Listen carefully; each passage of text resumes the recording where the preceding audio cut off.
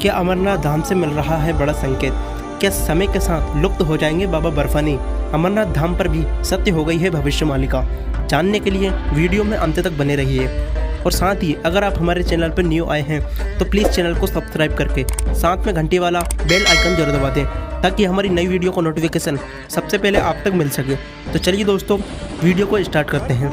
दोस्तों, आज हम बात करेंगे अमरनाथ धाम में घट रही उस घटना की जिसे भविष्यवाणिका की भविष्यवाणियों से जोड़कर देखा जा रहा है। अमरनाथ धाम का महत्व। बाबा भोलेनाथ का परम धाम अमरनाथ धाम जम्मू कश्मीर के अनंतनाग जिले में है। अमरनाथ धाम की ऊंचाई समुद्र तल से लगभग 5,500 मीटर है। यहाँ हर साल प्राकृतिक तरीके से बर्फ का ठोस शिवलिंग बन जाता है। शिवलिंग चांद की रोशनी के साथ बढ़ता है और घटता भी है। प्राकृतिक बर्फ से बनने की वजह से इस शिवलिंग को स्वयंभू हिमानी शिवलिंग भी कहते हैं। अमरनाथ को तीर्थों का तीर्थ भी कहा जाता है। ऐसा इसलिए है क्योंकि मानता है कि इस गुफा में भगवान शंकर ने माता पार्वती को अमरत्व का महत्व बताया था। ऐसी भी मान्यता है कि हर साल यहाँ भगवान शिव, देवी पार्वती और पुत्र गणेश भक्तों को दर्शन देने के लिए शिवलिंग के रूप में प्रकट होते हैं। इस शिवलिंग को बाबा हिमलिंग और बाबा बर्फानी के नाम से जाना जाता है। हर साल हिंदू पंचांग के मुताबिक यात्रा के दिन तय होते हैं। आमतौर पर यात्रा जून के अंतिम सप्ताह या जुलाई के पहले सप्ताह में शुरू होकर रक्षाबंधन के दिन छड़ी मुबारक की रस्म के साथ समाप्त हो जाती है। अमरनाथ की पवित्र गुफा की लंबाई 19 मीटर, चौड़ाई 16 मीटर और ऊंचाई 11 मीटर है। अमरनाथ यात्रा का महत्व। अमरनाथ यात्रा एक कठिन यात्रा है। इसमें बाबा अमरनाथ की पवित्र गुफा से पहले कुल 5 पड़ाव होते हैं। आइए जानते हैं इन 5 पड़ाव के महत्व के बारे में। पहला पड़ाव पहलगांव। मान्यता है कि भगवान शिव जब माता पार्वती को अमरत्व की कथा सुनाने के लिए किसी गुप्त स्थान की तलाश कर रहे थे तो सबसे पहले उन्होंने नंदी को छोड़ दिया था। जिस स्थान पर उन्होंने नंदी को छोड़ा था वो आज पहलगाम में है। पहलगाम से ही यात्रा की शुरुआत होती है। दूसरा पड़ाव चंदनबाड़ी। मानता है कि थोड़ी दूर पर जाकर भगवान शिव ने अपने जटाओं में विराजमान चंद्रमा को अलग कर दिया था। इसी स्थान पर उन्होंने अपने माथे पर लगी चंदन और भूत को उतार भी दिया था। इसलिए इस स्थान को चंदनबाड़ी कहते हैं। स्थान की मिट्टी को बहुत पवित्र माना जाता है, इसलिए शिव भक्त यहाँ से मिट्टी को माथे पर लगाते हैं और यात्रा के अगले पड़ाव की ओर बढ़ते हैं। तीसरा पड़ाव पिस्सू घाटी।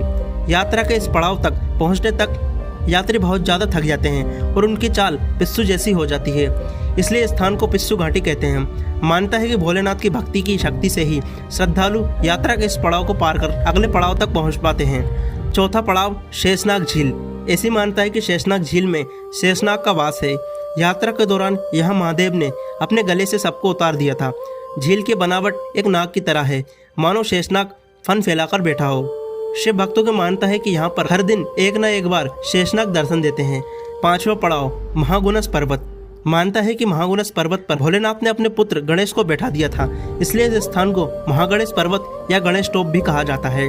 यात्रा के 5 पड़ाव पार कर लेने के बाद शिव भक्त पहुँचते हैं अपने गंतव्य यानी बाबा अमरनाथ की पवित्र गुफा में।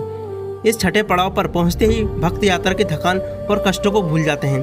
अब हम जानते हैं कि क्या है भविष्यवाणिका की भविष्यवाणियों का संबंध। अमरनाथ धाम से ओडिशा के महान संत अच्युतानंद दास ने और साथ ही महान संघ जिन्हें 5 लाख नाम से भी जाना जाता है, उन्होंने अपने ग्रंथ भविष्यवाणिका में पुराने देव स्थानों को लेकर कई महत्वपूर्ण भविष्यवाणियां की हैं। में पुरानी भाषा में लिखे गए ग्रंथ भविष्यवाणिका में पुराने देव स्थानों और भक्तों को लेकर वर्णन किया है।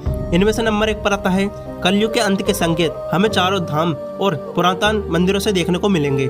नंबर 2, कलयुग के अंतिम कालखंड और महाविनाश के दौर में प्राकृतिक बदलाव से कई देवस्थान लुप्त हो जाएंगे और कई लुप्त होने की अवस्था में आ जाएंगे।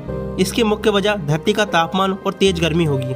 नंबर 3, स्थानों की ऐसी स्थिति इसलिए भी होगी क्योंकि लोग ईश्वर को भूल जाएंगे और उनके खिलाफ बोलना शुरू कर देंगे। संसार में धर्म का अनुसरण करने वाले लोग बहुत कम रह जाएंगे। भगवान का अपमान होगा और भक्तों को कष्ट उठाना पड़ेगा। नंबर 4, कई पुराने देव स्थानों को नुकसान पहुँचेगा।